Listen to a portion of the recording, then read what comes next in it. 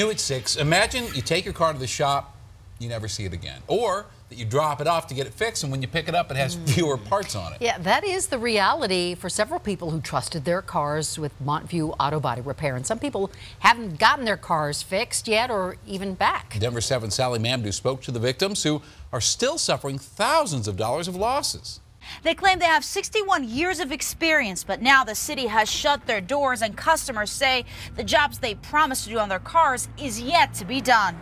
Clinton Isaac was hoping to get his bumper fixed when he brought it to Montview Auto Body in Aurora, but instead... My TV system right here, this is what was stolen. And when Clinton asked the owner what happened, the owner didn't have much to say. Every time I talked to him on the phone, I got the runaround. So Clinton took it to court. I went to court on 2 occasions, and on both of those occasions, he never did show up for court. The judge then awarded Clinton over $4,000, but... You never got your money. Never got my money. And that was 4 years ago. When we checked the business, it turns out the Better Business Bureau has given it an F. What if I told you you were not the worst case scenario at that place?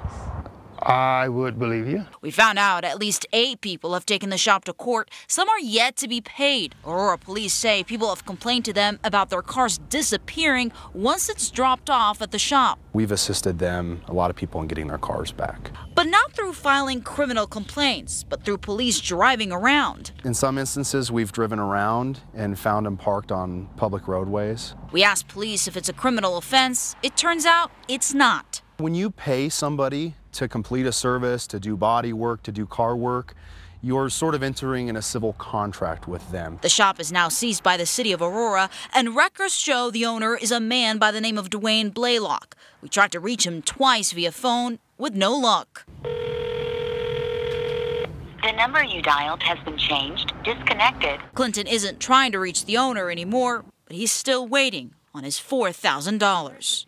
And police say if you brought your car here and you're still missing it, they're asking you to call the city's tax and licensing division. We're in Aurora. Sally Mamdou, Denver 7. Thanks, Sally. And Colorado is one of many states that has a Motor Vehicle Repair Act, and it's designed to protect all of us consumers. For example, the mechanic isn't allowed to do any work if you have only asked for an estimate, and they have to warn you before they make any repairs that were not in that estimate. All right, everybody, get ready to do some climbing. The CEO of Earth Trek's Climbing Gyms says he could picture maybe 5 or 6 new climbing gyms going up along the Front Range. You see, the company announced plans to build the country's biggest climbing gym. It'll go in the old Sports Authority headquarters in Inglewood, at Hampton and Santa Fe, and it also will have a yoga studio, a gear shop, and on-site childcare. Well, Denver 7's 3rd annual Books for Kids book drive is off to a great start. And this year, you can drop off donations at Salvation Army stores or at La Fogata restaurants, and they will be given the books to kids who need them. So they'll have something to read over the summer. So these are students who have real needs, and often that means they're not able to buy a new book, or they're not able to get to a library every week. 65% of students in Denver public schools live at or below the poverty line. So if you want to get involved, and I encourage you to do so, drop off at any Salvation Army, and you can get 40% off the purchase that day, which I would use to buy more books. If you donate at La Fogata, you get a free dessert. Very nice. It's a win-win. It is a win-win. And most of the snow has melted, I think, safely after this weekend storm. But let's not forget, it's not uncommon to see snow on the ground in May. That's true. In 5 of the last 10 years, we saw snow after May 10th. And the snowiest May Day in Denver history was back in 1898, when more than a foot of snow fell. And by the way, we've posted a guide to May storms on our free Denver 7 app. Don't plant that garden till after Mother's Day, as we always say, or you'll plant it twice. We had some scattered showers showing up on the eastern plains this afternoon. This is the view out in the Sterling area, and partly cloudy skies there. Denver just had some kind of clouds rolling along a little bit. Pretty shot, and the scene is turned mainly back to green at City Park. Let me show you what it looks like on radar. You can see some of the shower activity racing along up over the northeast corner of the state. These are very light, don't last very long, but they are signs of a little weather disturbance coming across the state right now.